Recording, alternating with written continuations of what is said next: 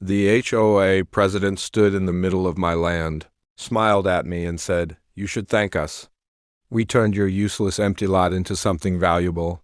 I looked behind her and saw dozens of people walking around with shopping bags, food trucks parked along the road, and local vendors selling products under colorful tents. A huge sign near the entrance read, "Weekend Community Farmers Market hosted by Green Valley HOA." For a few seconds, I couldn't even speak, because that land wasn't community property. It wasn't HOA property. It was mine.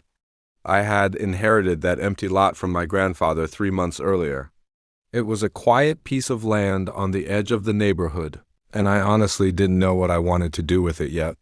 I planned to clean it up, maybe build something there one day, but I never imagined walking onto my own property and finding a business operating on it. The woman standing in front of me was Linda Parker, the president of the Green Valley HOA. Everyone in the neighborhood knew her. She was the type of person who walked around with a clipboard, measuring grass height, checking trash cans, and leaving warning letters on people's doors. She had always acted like she owned the entire neighborhood. But this time, she had gone too far. I pointed toward the tents and asked calmly, "Can you explain why there are hundreds of people on my property?" Linda crossed her arms and laughed. "Your property?" she said. "Don't be dramatic. This land has been abandoned for years. We improved it." I pulled out my phone and opened the county property records. "I don't remember giving anyone permission to use it." Her smile disappeared for half a second. Then she quickly recovered. "You clearly don't understand how HOAs work," she said. "This community manages unused spaces for everyone's benefit." I looked around again. Vendors were handing money to customers. Cars filled the parking area. People were buying food, plants, handmade furniture, and clothes. This wasn't a neighborhood event. This was a business. And someone was making money from my land. I walked closer to one of the vendors and asked, "Who do you pay rent to?" The man looked uncomfortable. The HO," he answered. "They said they had permission to use this lot." That sentence changed everything, because now I knew this wasn't a misunderstanding. Someone had been collecting money from my property. I turned back toward Linda. "How long has this been happening?" She didn't answer immediately. That silence told me more than words could. Finally, she said, "Almost 8 months. 8 months. 8 months of people parking on my land. 8 months of vendors paying rent. 8 months of the HO acting like they owned something they never owned." I took a deep breath and said, "You have until tomorrow to remove everything." Linda stepped closer. "You really think you can order us around?" Her voice became louder, and several people nearby started watching. Then she said the one sentence I would never forget. "You inherited dirt. We created value." The crowd went silent. I looked at her and replied, "No, Linda, you didn't create value. You created evidence." Her face changed.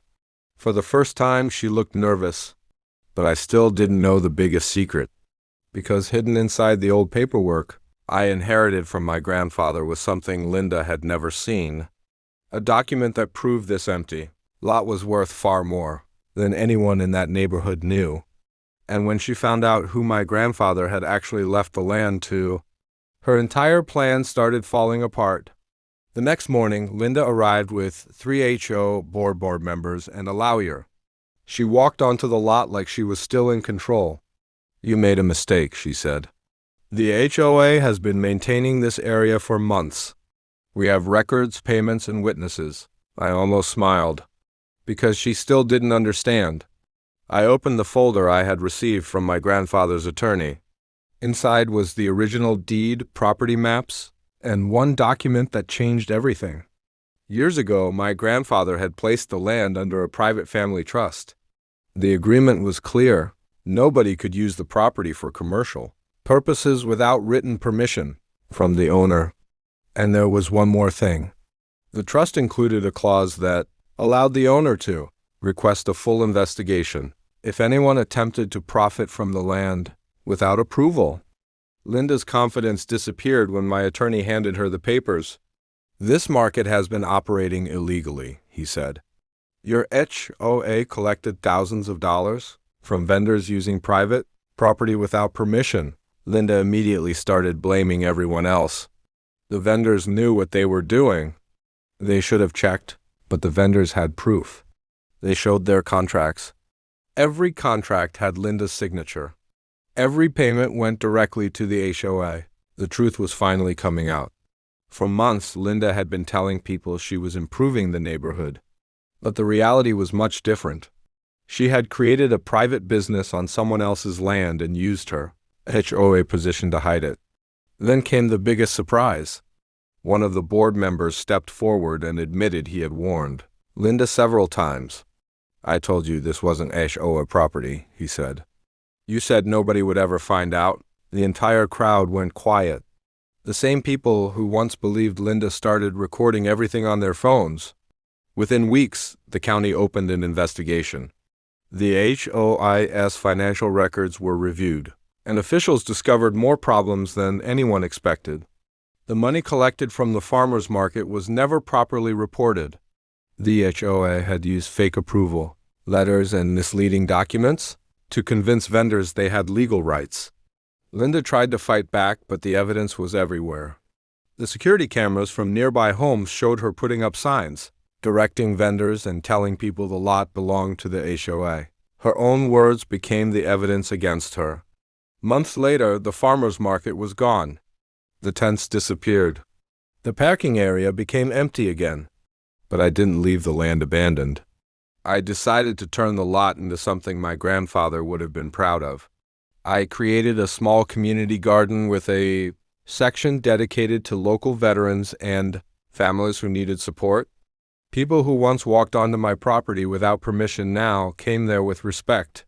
One afternoon, an elderly neighbor approached me. "I owe you an apology," he said. "I believe Linda because she acted like she owned everything." I looked at the garden and smiled. "That was her biggest mistake," I replied. She thought power came from controlling people. She forgot that real ownership comes from honesty. Linda lost her position in the HOA and was forced to face the consequences of her actions. And I learned something I would never forget. Some people see an empty piece of land and think nobody cares about it. They see silence and mistake it for weakness. But sometimes the quiet person standing there is the one holding the proof that can bring everything crashing down. Because land is more than dirt. It is history. It is family.